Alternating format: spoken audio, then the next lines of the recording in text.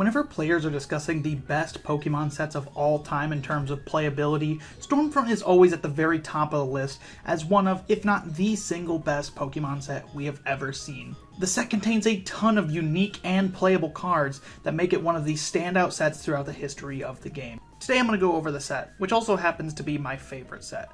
We're going to go over some of the cards and talk about why this set might just be the single most playable set in the history of the game.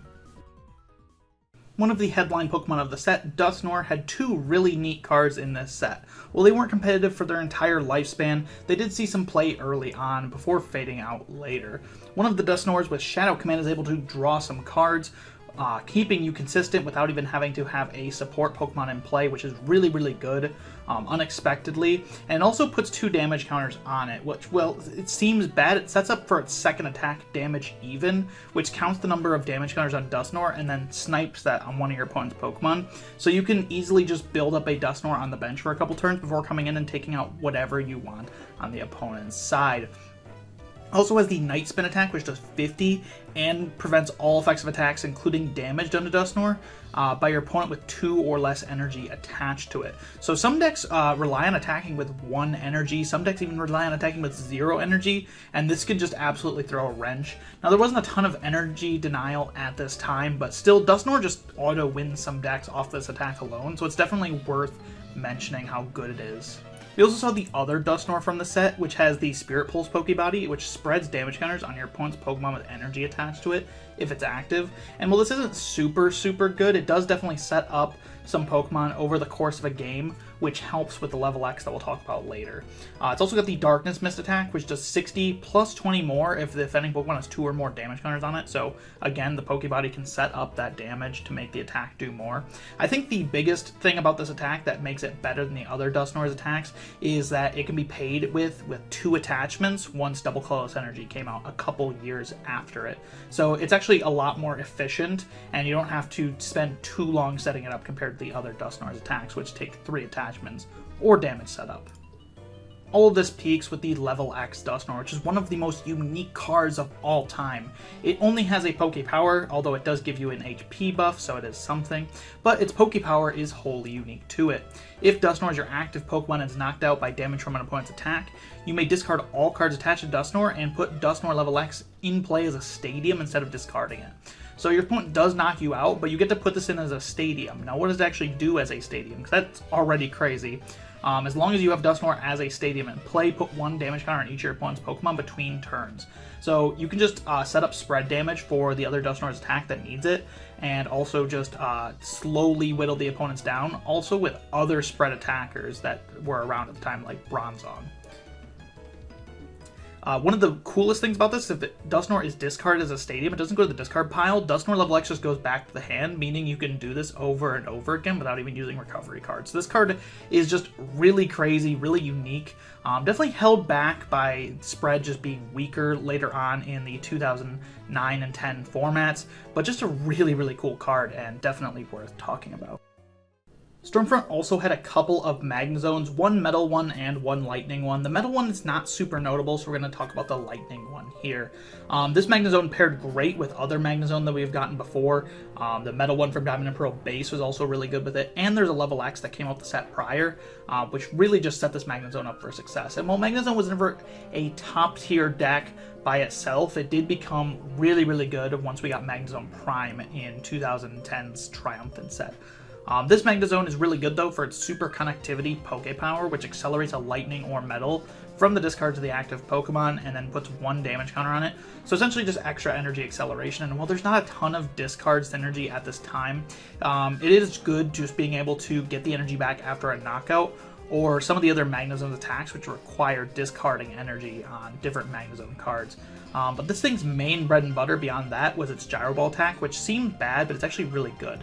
It does 60, and you may switch Magnezone with one of your benched Pokemon, and then you force your opponent to switch. Now, forcing your opponent to switch is actually not good, because there's some things you don't want to let the opponent switch or give them a free retreat pivot, especially in this time when level X's rely on getting in and out of the active spot to level up. But switching your own Magnezone is really good, as you can switch Magnezone into, at the time, Spiritomb, which would trainer lock your opponent if it was active. There's also a couple of walls that you could play, like Mr. Mime or Shuckle, which just had like conditional effects that prevented damage done to them. And you could hit and run into them if you knew they would be safe, and your opponent wouldn't be able to gust or snipe around it. So overall, this Magnezone was really good. Again, it didn't really become super meta until the Prime would come out later, but it's just such a good card and such an awesome design that we really have to talk about it. The Torterra is definitely an understated pick from this set. It's not the main star of any deck by itself, but it did actually see some play in the 2010 Flyterra deck, which top 32'd Worlds, and it plays a really important role in that deck that is very understated. It has the somewhat useful Sunshine Song, which when you play it from your hand to evolve one of your Pokemon, you can evolve as many of your grass Pokemon in play as you like by searching the deck for an evolution and evolving it, which can definitely be helpful. I've definitely seen this used to just get like 1 or 2 guys out of the deck, but it's really not the focus here. The reason that the deck play this is for its Crash Impact attack, which can be paid for 1 double colorless energy and does 60 damage. You do 20 to yourself and you force the opponent to switch. But mainly this is just in the deck because it takes on Regigigas Level X, which is really popular at the time, has fighting weakness, and has exactly 110 HP. So with ×2 weakness, the Crash Impact takes knockout on it. But honestly, I've played the deck a lot, and it also has a lot of other uses. There's just a lot of matchups where you need a faster attacker to kind of just annoy your opponent and force them to take it out while you're getting built up, especially against the Gardevoir deck from 2010, which you have to force to take prize cards, otherwise they can give you a lot of trouble, and they will just choose not to take prize cards if they're not threatened to do so. So this provides a 1 energy check that forces them to take prize cards so that their Gallade can't like just destroy whatever you decide to throw at it later on. Maybe the most infamous card from Stormfront is Sableye. It doesn't seem like much at first, but man, this card is crazy. It's got the Overeager Pokebody, which if Sableye is your active Pokemon at the beginning of the game, you get to go first. But if each player obviously has a Sableye, then you do nothing, and just the coin flip decides who goes first. But essentially, decks use this card as a 4-of, and they go first. And going first was typically bad in this era, because going first, you couldn't play any trainer, supporter, or stadium cards. But Sableye would allow you to still do stuff going first because you could attack, and you'd use the free Impersonate attack, which searches the deck for a supporter card and discards it, and then you use the effect of that supporter card as the effect of the attack. So just, especially in Gyarados decks, this is where it was most prominent. You would get to just play for Sableye and hope you start it, and if you do start it, you can start using Impersonate to find your supporters to set up your strategy, which is just really, really good. Its most controversial thing is its Overconfident attack, which if the defending Pokemon has fewer remaining HP than Sableye, it does 40 instead of 10. And it's super easy to boost this back in the day because there was both HP buffing cards and there was damage buff. Ways to lower your opponent's HP, there was ways to increase your attack damage. Essentially, what happened is that late in the 2011 season, they changed the rules to black and white rules. And in black and white rules, they got rid of all the restrictions going first. So Sableye was able to guarantee you go first, and like with a percent success rate of like 80%, was able to donk the opponent even if they had multiple 100 HP Pokemon in play, due to just the absurd cards at the time that just did not mesh well with the new rules. Is it the fault of the card design? I don't think so. It's more of the fact that they just made really bad decisions in bringing back the old Turn 1 rules without considering how it would affect the game. And also just Turn 1 rules where there's no restrictions is just bad in general, since it's always better to go first in that kind of scenario. So Sableye just eventually became way too good and caused a mid-season rotation because a lot of decks would just lose the game going before they even got to take a turn because of Sableye. And what was in that, it's also just a huge part of decks like Gyarados, and also the Sableye decks, which were really popular in the 2010 and 2011 seasons, which would try to disrupt your opponent's hand before they took a turn with the Impersonate attack, finding a disruptive supporter. And essentially, once you find a disruptive supporter, you just try to slow your opponent down, but also the Sableye acts as a good attacker too with Overconfident, which can just blow through weaker setup Pokemon that the opponent is stuck with on their board. So just one of the craziest cards of all time, easily one of the best cards of all time, the only card I think that's ever caused a rotation by itself. So worth mentioning, one of the most interesting cards of all time from Stormfront. The Abomasnow from the set was also pretty cool. Saw it play in 2009 and 2010 for its just really unique attributes. Definitely most iconic in the Amphisnow deck, which essentially just was a lock deck that we'll explain in just a second. Abomasnow, essentially 100 HP as a stage 1 is pretty flimsy for a fully evolved Pokemon, but it's fine because of its Pokebody Snowveil, which, if it's your active Pokemon, any damage done to your Pokemon by opponent's attacks is reduced by 20. This includes if your opponent uses a spread attack, like if you faced a mirror, for instance, it would also block your bench from the attacks, which is pretty cool, but mainly it's just to buff up Abomasnow. You do actually live a lot of attacks. Your opponent can't like Dragon Rush you with the Garchomp that does 80 damage to like your benched Pokemon if you boost them with the Snowveil, so that's definitely a very powerful Pokebody. We have the Snowplay attack, which does 20 and 20 to each of your opponent's bench Pokemon, excluding Grass and Water. I don't know why they had to put that on the attack, because that's a really bad nerf, honestly. But essentially, the way that you do this deck is the Amphisnow deck would do 20 to each of your opponent's Pokemon, and then you would play the Ampharos down, which would lock Pokepowers of Pokemon that have damage counters on them. So it's essentially you damage them and then you lock them and try to do it all in one turn. That way you're just going to be spreading every single turn and they're going to have no powers, so essentially no abilities. It also has another just really good swing attack called Below Zero, which does 60, and if it evolved from Snover, the offending Pokemon is paralyzed. The paralysis effect, not really that relevant. I haven't used it very often, but the 60 damage is pretty solid. A lot of times you don't want to just keep spreading. Sometimes it's just better to cleave through whatever's in the active if it's threatening to you. So just Below Zero gives you an attack to do that. Now we're getting to a big hitter. We have Gengar from Stormfront. You'll notice a lot of cards from Stormfront actually have 3 attributes on them. This is another one. Just a really awesome thing when they give Pokemon lots of attacks and abilities, and this one uses all of them.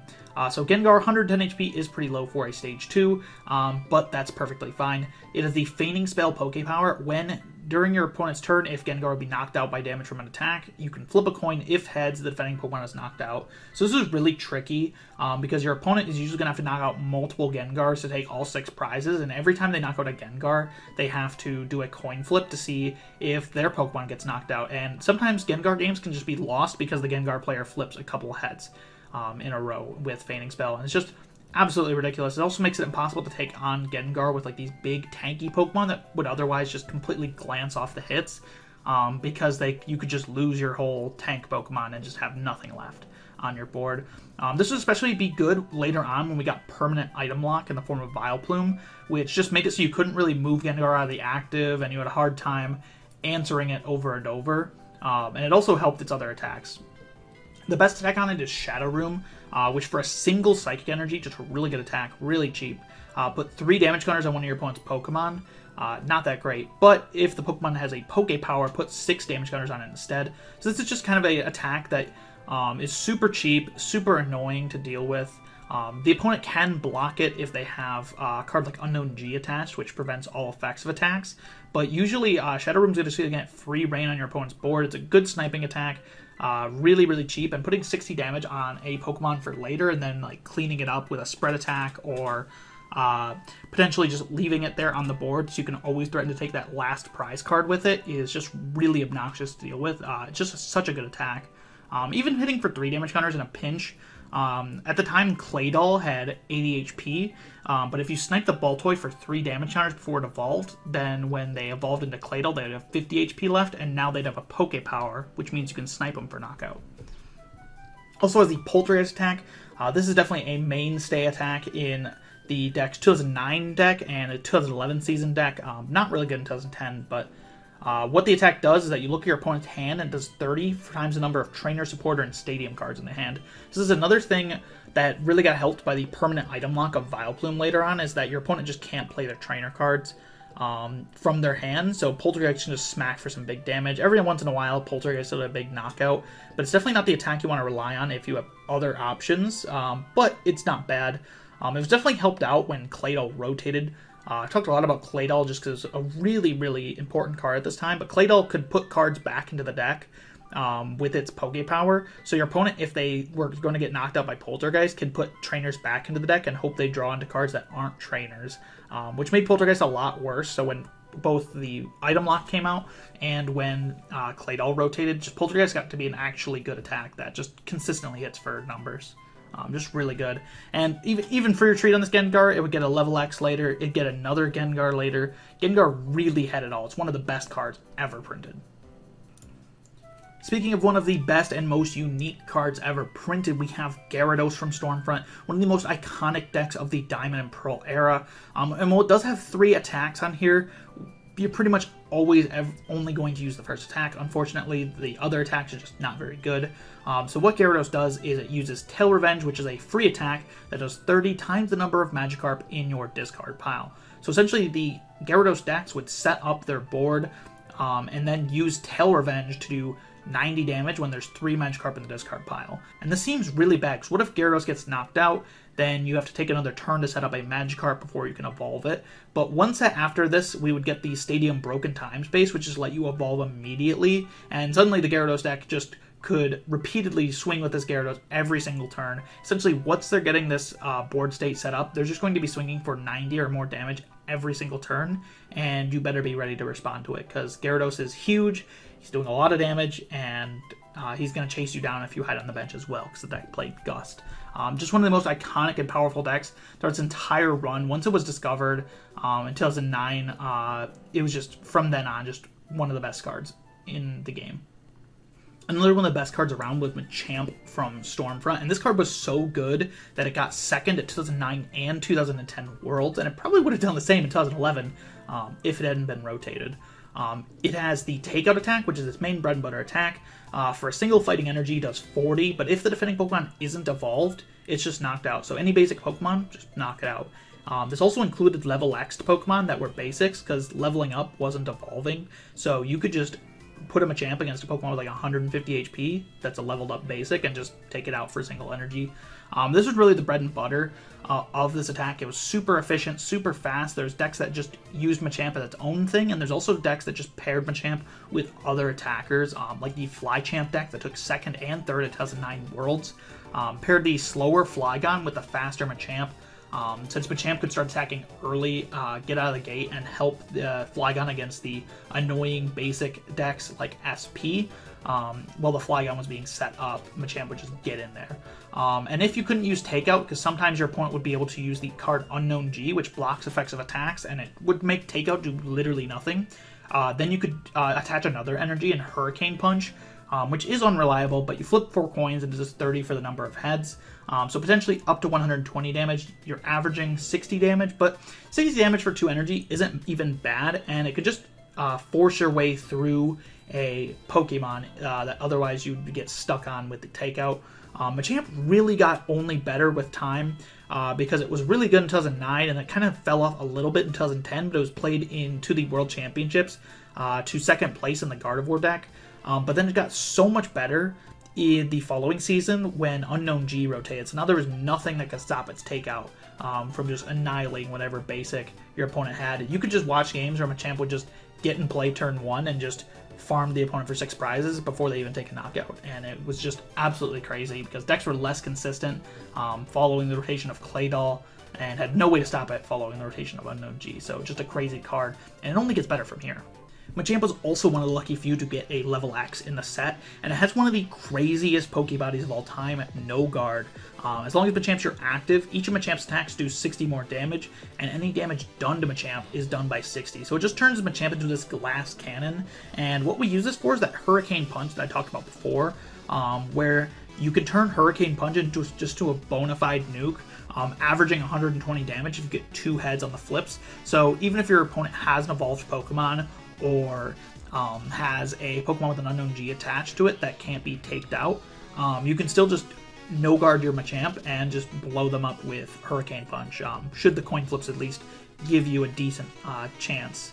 It also has a strong will attack, which wasn't used often, but it would do 20 damage, and if Machamp would be knocked out by damage from an attack, flip a coin if heads Machamp is not knocked out, and its HP becomes 10.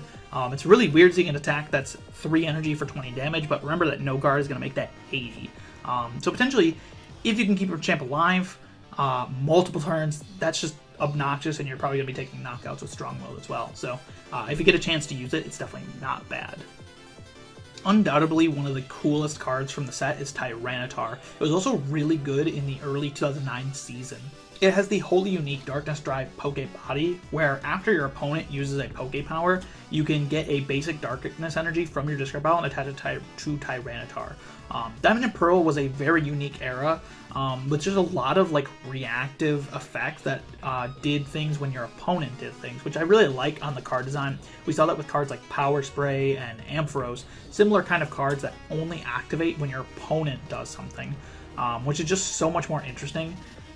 And it also just threatens your opponent. Like, yeah, you can go ahead and use the Poke Power. It's not like I'm going to stop you, but I'm going to get an extra dark energy and attach it to my Tyranitar. And you can do this multiple times. You have multiple Tyranitar out. So just really, really good. Like, if your opponent uses 1 power, you could get 4 energy back with Tyranitars if you have 4 Tyranitar in play.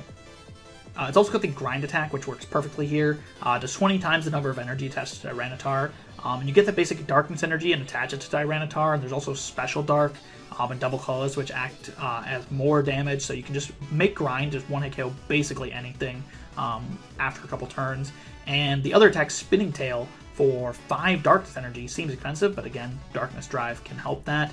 Does 30 to each of your opponent's Pokemon. And some decks just completely fold if you use this 3 times, especially before Garchomp Level X come out. The SP decks just hate seeing this attack. It just does a monstrous amount of damage, and they don't have things to heal it off their board. Until, of course, 2010 when Garchomp comes out. This set also saw one of the best item cards in this time, trainer card of all time, Luxury Ball. Luxury Ball is just a fantastically designed card, while also just being super, super strong. Essentially, it is search your deck for a Pokemon excluding Level X, show it to your opponent, and put it into your hand. Which this just seems broken. It almost gets any Pokemon from the deck, just not Level X's. And then you shuffle your deck afterward, but you cannot play at Luxury Ball if you have any other Luxury Ball in your discard. So essentially, decks would run 1 copy of Luxury Ball. Most decks from the time would run 1 copy of Luxury Ball unless they were really reliant on Level X's. And it's just a one-of card that searches a Pokemon that's not a Level X. So sometimes it's better to run something else if you need your Level X's. But it's just a really powerful search card that's one of in so many decks. But it's also balanced because it doesn't search, like I said, those special cards. And nowadays we see a lot more search targeted towards certain kinds of, future Pokemon. Or we saw Cherish Ball in 2019, which is definitely my least favorite version of search, where it just searched only the special Pokemon and just kind of left the regular Pokemon high out to dry, which was pretty bad. Luxury Ball is a fantastically designed card, and even some decks that were like Turbo decks would run 2 or 3 Luxury Ball, especially the Kingdra deck at the time, because it used its attack to discard cards from your hand. So if you had extra Luxury Ball after your first one was used up, you can just discard them with the attack. This set also had some really unique trainer cards in Poke Blower, Poke Healer, and Poke Drawer Plus, all of which were really good throughout their time in the game. Poke Blower Plus is an alternative gusting option. You can play up to 2 of these at the same time, which all of the plus cards do. If you play 1, you get a weaker effect on each of them, and this one says flip a coin if heads, put 1 damage counter on your opponent's Pokemon. Which I have actually used this to take knockouts. The extra damage counter has mattered in cases where I otherwise wouldn't take the knockout. But if you play 2, you get to choose one of your opponent's bench Pokemon and switch it with your opponent's active Pokemon. I really like this. Obviously, there's some luck involved with this card, so maybe it wouldn't be as fun to play against nowadays. But essentially, just play 2 and you get a gusting effect. We saw a similar effect come recently with the Cross Switcher and Custom Catcher cards, though this one just feels more fun to me. Maybe I'm just nostalgic for it, but it's really cool. We also saw Poke Healer Plus, which is weaker effect. If you play 1, you get to heal 1 damage counter and a special condition from your active Pokemon. But if you play 2, you get to heal 80 damage and all special conditions from your active Pokemon.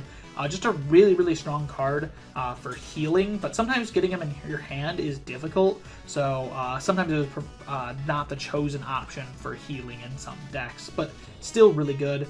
And then we saw Poke Drawer Plus. This is definitely the best of the 3 plus cards. So it was really good in 2009, because decks in 2009, there wasn't a lot of item locks, so you could just play Pokédraw Plus and essentially just lower your amount of cards in deck by 4 by giving yourself just 4 consistency boosters.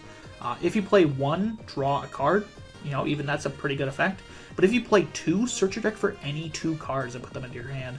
Just one of the most busted search cards of all time. Thank goodness we do not have this anymore. It's really only fair and contextualized by the time period it came out. If this came out later, it would just break the game. But it's just a nice little consistency boost. It's not right for every deck, because there's other consistency boosts or other times you need stuff to come into the deck to actually take up those spots. And later on, we get a lot of trainer locks. So these cards, the Pokédraw Plus definitely fell off over time because of trainer lock, meaning that you don't want to have dead cards in your hand that would just, you know, usually could be something else good. But still, all 3 of these cards are really, really unique, really, really cool cards. Lastly, we get to talk about my absolute favorite card from the set, Regigigas Level X. Regigigas Level X is one of the most unique cards of all time. It has 150 HP, which is just massive for a basic Pokemon that is a level up. It starts with 100 HP, and then when you level it up, it gets 150, so a huge buff. And it has the Sacrifice Pokepower, where once during your turn, you can choose one of your Pokemon in play and then knock them out.